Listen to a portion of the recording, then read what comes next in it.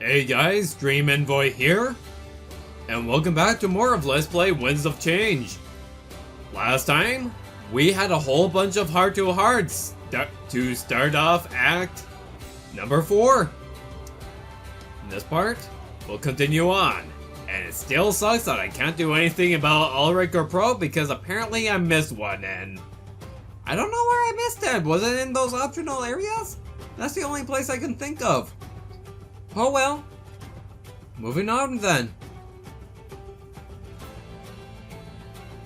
Nothing else to do. I make my way down to the crew area of the ship. My bed isn't too hard to find. At least I have some privacy. Find myself remembering what Grizz told me about the blade. Bends to the will of the wielder. That much was true.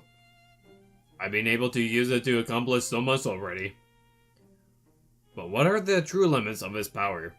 Did I want to know? I rest the blade on my bed and I sit beside it, cross-legged. Closing my eyes, I start to focus and clear my mind. This is probably a good time to test my limits. Blade of Exodus, show me our victory. I reach forward and gently touch the blade. My eyes are shut tight, and my resolve is clear. Yet, try as I wish and wish as I might, nothing happens at all. Really? No white light? Did the blade have nothing to show me? Or maybe I was scared of seeing the future. Could be worse. Was there no victory in sight? I pull back and open my eyes. It didn't work. I scoff and rest the blade on my bedside, concerned. I drift off to sleep, with an anxiety that wasn't there before.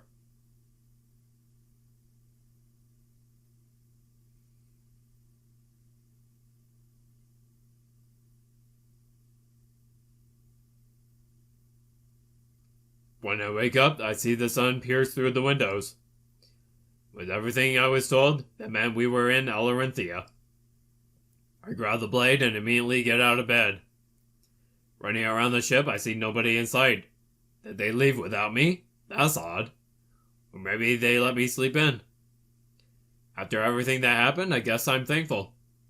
I search for a map of Alarinthia and inspect it closely. If they left, then I should be able to meet them at the docks. Ship, docks, desert, oasis, and gates. And a achievement that I never got to see. Very well. To the docks then. When I exit the ship, I notice everybody standing around the outside. Ulric stands strong and tall, but all of my other comrades look defeated. Fanning themselves, it's clear that the heat was the source of this exhaustion. Oh, jeez, this is almost unbearable. Ulric, how do people even live in this heat? It's only been 10 minutes and I already feel like death. Oh yeah. With all that thick fur, I bet it does not feel good at all. You get used to it, trust me. Besides, a lot of the natives are draconic. Their bodies don't handle the mainland too well. Ah, I get it. They are cold-blooded, or what are they called? Exodems? Ah, I forgot. There's like... Oh wait, are they... What is it called? Exothermic? Well, warm-blooded creatures are endothermic? Is that the right term? Oh, I think I read about that. Hopefully they can adapt just as fast as we can. We'll be marching into Balteus together, after all.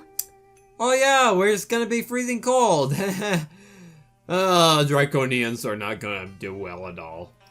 Yeah, I wouldn't worry about it too much. Just make sure to have a drink on you at all times. In these deserts, dehydration is your greatest enemy. Are we sure we should be recruiting lizards into a place that would be cold? Right. They part ways and go about their business. Ulric goes towards Pro and they start talking in private. You know, especially since, since they're exothermic, Warm says clothing like coats isn't going to help, because the purpose of coats is to help them retain their own body heat. But lizards don't produce body heat. That's the whole thing about them. So basically, you can't really put on a coat and expect them to stay warm. They'll freeze. If anything, they'll freeze faster because the clothing would just be shade to them.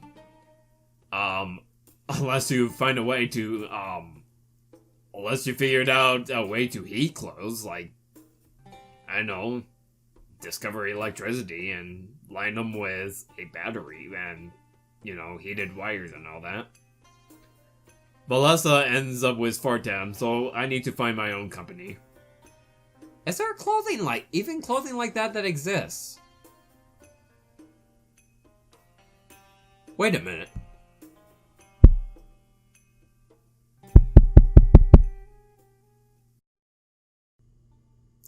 Okay, sorry about that. It seems like my microphone sensitivity dropped down completely out of nowhere.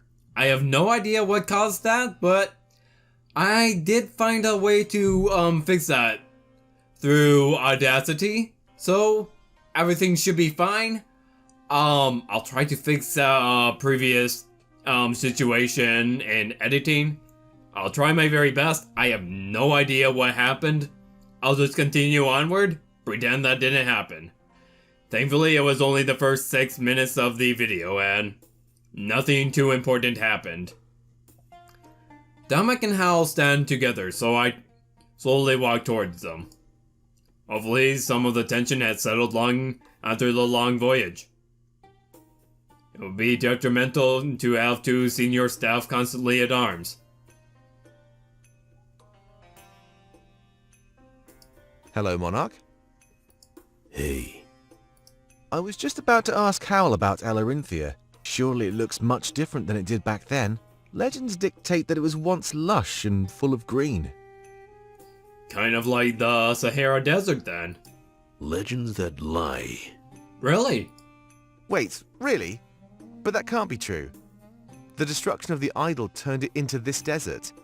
Without spiritual energy to nurture the land. Oh, wait. Precisely. Alarinthia has always looked this way. This legend you speak of is simply a poorly conjured tale. We often create stories to understand what we cannot grasp. Huh. Wait, does that mean Valinor will be fine without the idol? Correct. In our prison, we had no power. There is no logic behind these assumptions of yours. At least, no logic now that you know the truth of our kind. So apparently we never need the idols. Okay. So it was always a desert. Well, isn't that wonderful news? At least it narrows our focus a little bit more. I could tell that was a source of stress, Monarch. Oh, how I could hug you so hard right now. I can't wait to tell this to Valessa and Fortam. It's hard to celebrate knowing how the monarchy suffered. Honestly, I really want to say that. I really do. But now's not the time. I can't wait to tell this to Valessa or Fartam. We imagine this is a big relief, especially for the Elder. The anxiety of ruling a nation doomed to death? That would be too much.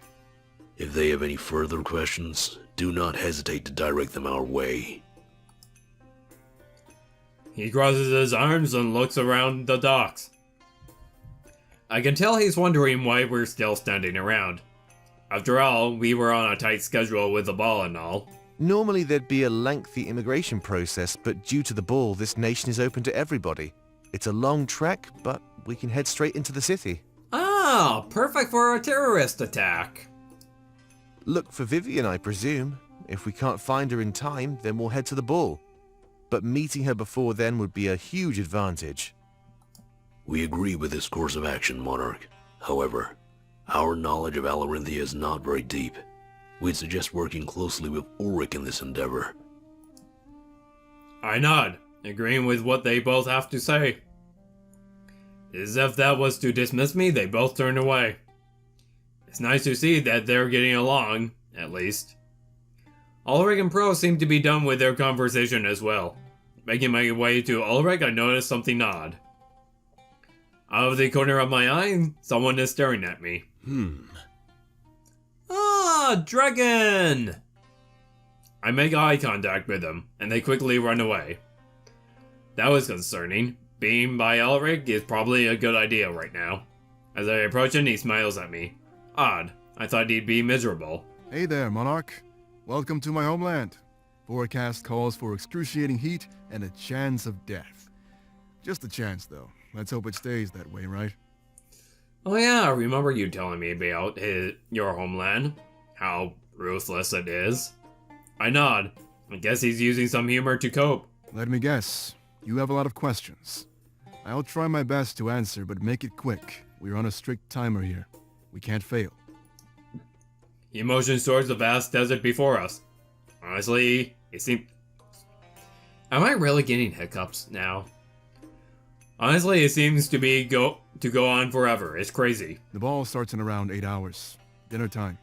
If we don't move fast, we won't be able to make it. You know what's at stake, Monarch. Let's get going. 8 hours too long to trek across the desert. Oh my gosh. I nod. I guess he does have the authority here. After all, none of us know anything about this place. If we're following his lead, I better do what he says.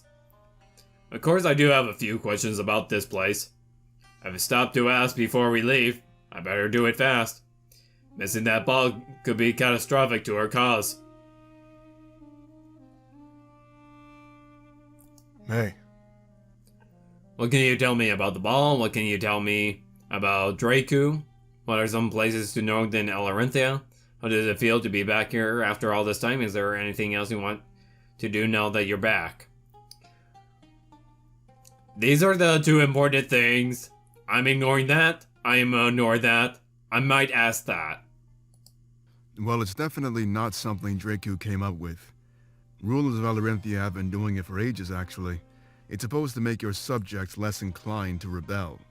It's not really working if Vivian exists. But at the end of the day, it's still a nice party. As much food and drink as you could ever want. That's pretty good. Don't worry, Monarch. I won't go overboard. I do like to drink, but not while I'm on a mission of any sort. I'll be tempted, of course, though I'm sure you can keep me in line.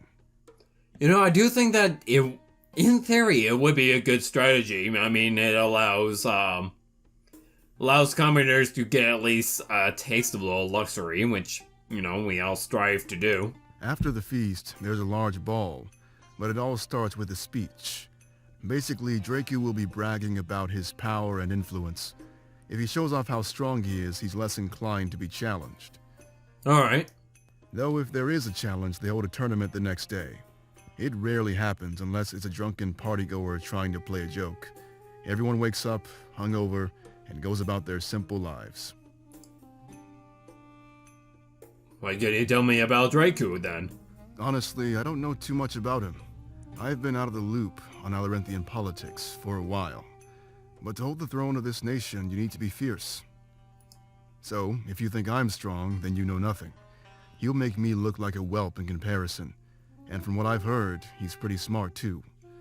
So basically a big meathead with a big, meaty brain. Most rulers, from what I've seen, simply bathe in their own riches. To hold a ball and share it with your nation? That's pretty genius. It destroys any motivation to remove him from the throne. And that's why Alarinthia hasn't had a tournament in a long time. The people are either happy or certain that they lose in combat. I'm betting on the latter, which makes Draku even more intimidating. Do not underestimate him, Monarch. If the natives can't dethrone him, what chance do we stand? Vivian might dream of a changed nation, but it'll stay that. Just a dream.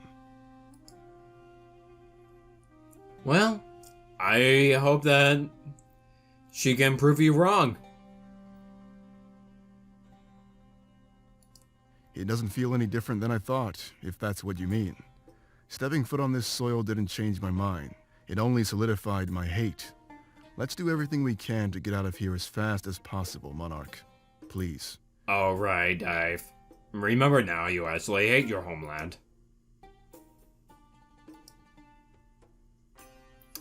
Very well.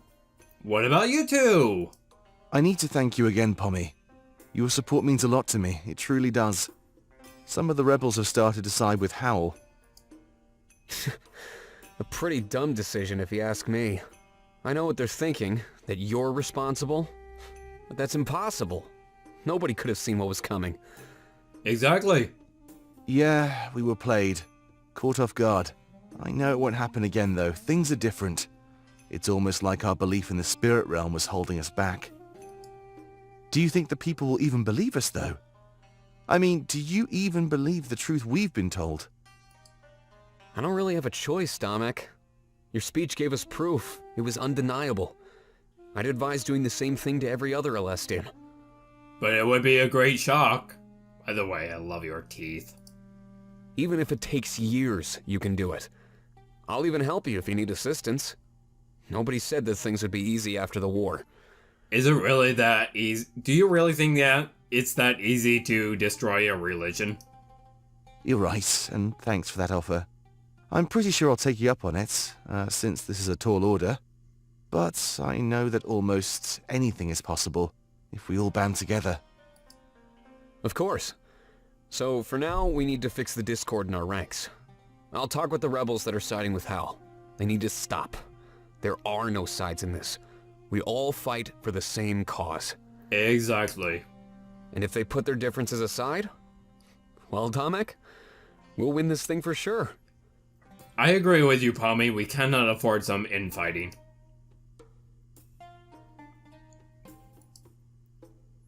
Sophie, what's going on? Ah, Balteus. Are you sure that these Draconians are going to survive in this place? Holland, Sophie, and Shane had finally arrived in Balteus. Making their way to the castle, Sophie trembled with anxiety. He didn't know how the Triumvirate would react to any of this. Aelin, can I talk to you for a moment? Of course, Master. They stopped in their tracks, Shane included. He knew enough not to intrude on their secret talks. He stood to the side, even though he was now one of them. Back in Mazeo, I was confident, but not anymore. I'm starting to worry that the Triumvirate will chastise me. What should I expect? And how should I react if they do? Will you have time to react? Or would they just chop your head off?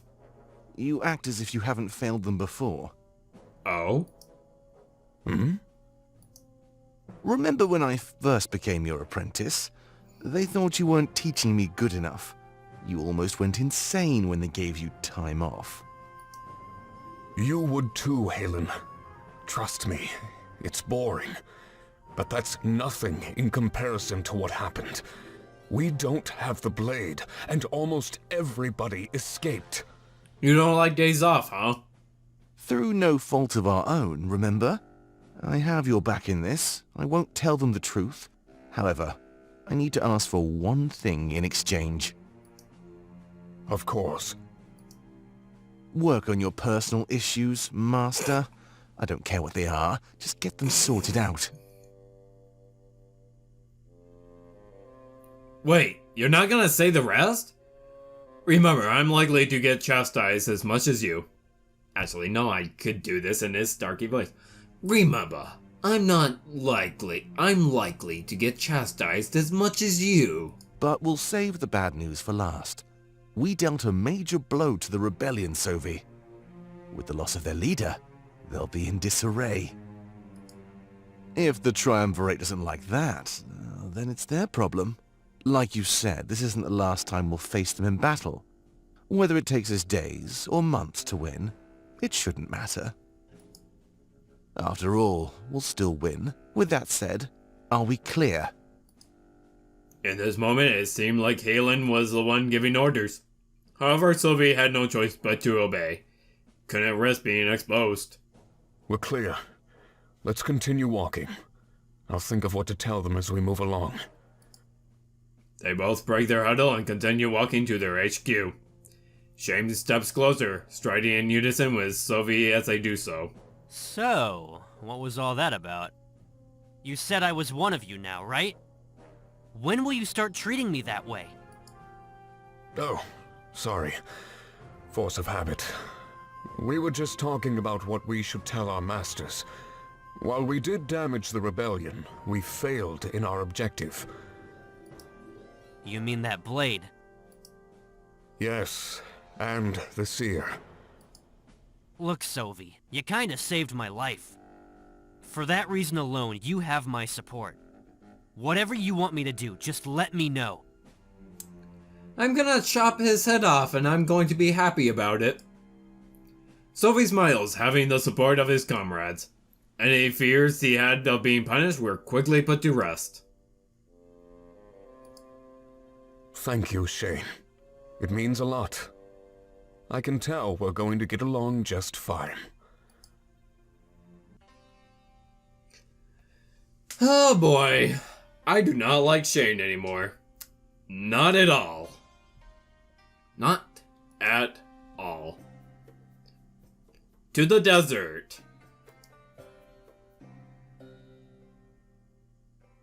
We take slow, heavy steps through the deserts of Alarinthia. Heat assaults us, and the humidity is thick, like sheets in the air. Deserts are not humid. The very definition of the desert is dryness, which is the exact opposite of humidity. You want humidity, go to a forest. Ulric seems unfazed, but everyone else is handling it pretty badly. Deserts are not humid. Humid implies that there is... humidity implies that there is going to be some moisture in the air. I mean, actually, if you want a realistic desert, there should not be clouds up there. I mean, if there are clouds, then there means that there is rain. And if there's rain, this should not be a desert. I can't believe that people actually live here. How much farther is it, Ulric? This is crazy. You know what's also crazy? Me nitpicking at an otherwise pretty good game. I'd say around 6 to 8 hours. There's an oasis halfway there. We can stop. I have a feeling you've already exhausted your canteen. Actually, can you call it a game? It's more like can you call visual novels games? Oh, whatever. Let's just focus on the story. It was too hard to resist. So, there's an oasis in a few hours? That'll be a good place to rest and relax. We can't waste that kind of time, Dominic. There's enough time to fill up on water. That's it. If we take too long, we'll miss both Vivian and the ball. Well, geez, don't let us die from exhaustion. Right, of course. You did say that it was an 8-hour journey. Dominic pants, sweat trailing through his fur. Another thing to nitpick. Canines don't sweat. At least not where the fur is. In fact, that's why humans evolved to lose their fur, is to make more room for the sweat glands. He's not alone though, almost everybody acts the same. Well, actually canines do sweat, but only through their feet, strangely enough. Hopefully things would cool down once the sun started to set. I moved toward Ulric as we walked through the desert. He was our guide, so I shouldn't let him out of sight. I can see the city in the distance, but no oasis at all. Back in the day, they used these deserts as punishment. Criminals were sent out here and they had to prove their worth. If they were strong enough to survive, then they'd be taken back in. Interesting. Though I guess not too surprising. Most of the time, the criminals would just succumb to the heat. They'd be unable to move, then they'd pass out. Death would come soon after. They called these people Sixers, since they usually passed out within 6 hours. Huh. I'm not sure why he's telling this to me. If he wants to pep me up, he's sure failing. We'd be out here for more than 6 hours. In addition to that, their bodies lasted 6 days. Don't worry though, we'll be fine. We have water. That isn't the courtesy they wanted to give to criminals. Well, at least that makes me feel better. You're probably wondering why I'm telling you this story. Yes. Oh, was there something else? Oh shoot, I missed it. He smiles and holds out his arm. Rotating it slightly, he shows me off his tattoos. If the Sixer survived, they gave them special markings. Huh. They were pardoned and to be respected for their power. A bit of a secret, you know? Just keep it between us, alright? So you were actually sent out in the desert. Huh. You were a so-called Sixer. That explains your tattoos. So Ulric is an Alarinthian criminal? Or at least he was, since he appears to have been pardoned. I'm glad he was comfortable enough to tell me this kind of stuff. What crime did you commit, Ulric? Besides, they look pretty good, don't they? Yeah, I wouldn't mind some of my own, actually. I'm actually not that big into tattoos. They make you look more attractive. You were a criminal? I thought I knew you. I should break Alarinthia rising. They look pretty good, honey. You know what? I'll say it. I'll say it. This is the closest to what I'll actually say. You're definitely not the first one to say that. Huh. I didn't like them at first, but they grew on me. If something makes you look better, embrace it. Yep. Anyway, I guess that's enough story time for now. The more you know about Alarinthia, the better. That, and it makes the walk go by way faster. If you'll excuse me, I have some business to take care of. We'll have plenty of time to talk later, Monarch, trust me. If you find that you're needing anything, just wave me down. I nod before looking back at the rest of my comrades. They looked so drained and fatigued. We need that oasis and fast. How are you holding up for, Tam? Oh, your voice sounds dry. What do you think of Alarinthia so far? Do you think we'll be able to secure an alliance? Who do you side with, Vivian or Draku? We haven't even met them yet. Do you prefer Howl or Dominic? Any sight of that oasis? No, and I'm slowly melting. I went through all my water within the first hours. My fault, I know. I'll make sure to ration it better next time. Yeah, definitely. If there is a next time, of course. I'm starting to think that this oasis was a lie. I see mirages, sure, but no real water. If you see it, make sure to tell me right away. I might even go for a swim if I have the time. You should join me. It'd be pretty awesome. Ooh. How about skinny dipping? Nah, joking. Howl or Dominic? Do you think we'll be able to secure an alliance? I sure hope so. Otherwise, this would be a waste. I mean, coming here and then leaving empty-handed? That'd mean we put ourselves through all of this for nothing. Yeah. That's not my style, you know? I don't care if we have to fight in a tournament, even. We're not coming all the way here only to accomplish nothing.